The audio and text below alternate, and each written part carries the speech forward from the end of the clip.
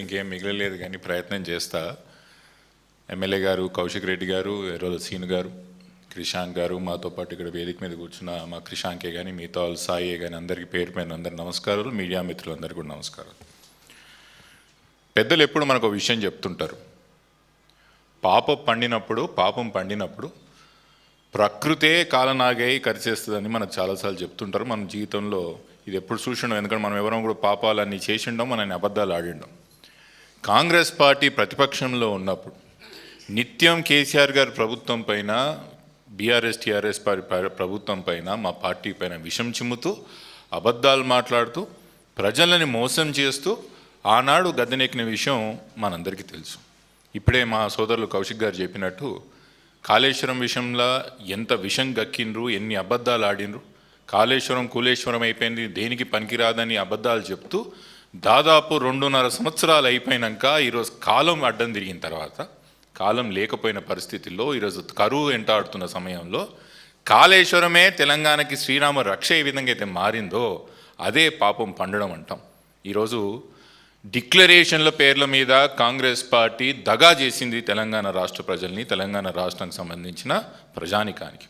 మొదటగా youth declaration అని, తర్వాత SC ST declaration, BC declaration, minority declaration, మహిళా డిక్లరేషన్, రైతు డిక్లరేషన్లు, ఇవన్నిటి కూడా కూర్చి ఆ రోజు తుక్కుగూడల 6 గ్యారంటీ డిక్లరేషన్లు అని చెప్పి సోనియా గాంధీ గారిని కూడా తీసుకొచ్చి ఏకతాటిగా ఒక రియాలిటీ షో చూపించి తెలంగాణ ప్రజల్ని మోసం చేసి ఏ ఒక్క వాగ్దానాన్ని కూడా పూర్తి చేయకుండా 2.5 సంవత్సరాల యొక్క కాలయాపన చేసింది కాంగ్రెస్ పార్టీ. అందుకే చెప్తున్న పాపం పండింది.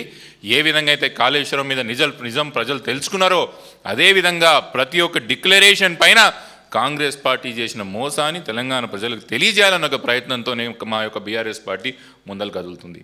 మొదటి ప్రయత్నంగా సరూనగర్ ప్రాంగణంలో, సరూనగర్ స్టేడియంలో 18వ తారీఖు పొద్దున్న 10 గంటలకి యూత్ డిక్లరేషన్ ప్రతిఘటన సభగా మేము పెడుతున్న యూత్ డిక్లరేషన్ కాదు, ఆ రోజు కాంగ్రెస్ పార్టీ చేసిన మోసానికి యూత్ డిక్లరేషన్ అని పేరుతో ఏదైతే యువతకు అబద్ధ హామీలు ఇచ్చిందో, జాబ్ క్యాలెండర్ అని, లేకపోతే 2 లక్షల ఉద్యోగాలని, స్కాలర్షిప్లని, ఫీజు రియంబర్స్మెంట్లని, ఇట్లా 20 హామీలు ఏదైతే యువతకి ఇచ్చి మోసం చేసిండ్రో ఆ యొక్క హామీలని యొక్క తెలంగాణ యువతకు మళ్ళొకసారి గుర్తు చేస్తూ తెలంగాణ యువ సంగ్రామ సభ పేరుతో 18వ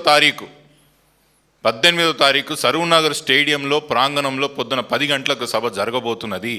తెలంగాణ వ్యాప్తంగా యువత అన్నటికి కూడా, విద్యార్థులందరికీ కూడా, నిరుద్యోగులందరికీ కూడా మేము అప్పీల్ చేస్తుంది ఏమనగా, ఇది బీఆర్ఎస్ పార్టీకి సంబంధించిన సభనే కాదు.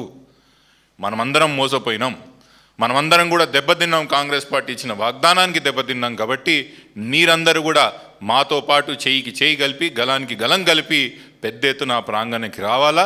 ఈ యొక్క కాంగ్రెస్ పార్టీకి బుద్ధి చెప్పాల్సిన అవసరం ఉన్నది. రానున్న 2 సంవత్సరాలన్నా కనీసం వీళ్ళు ఏమైనా జాబులు ఇస్తారో లేదా వాగ్దానాలు పూర్తి చేస్తారో ఆ ఒత్తిడి తెచ్చే ఒక ప్రయత్నం చేయాలని కోరుకుంటూ అందరికీ నమస్కరిస్తున్నాడు మా సీన్.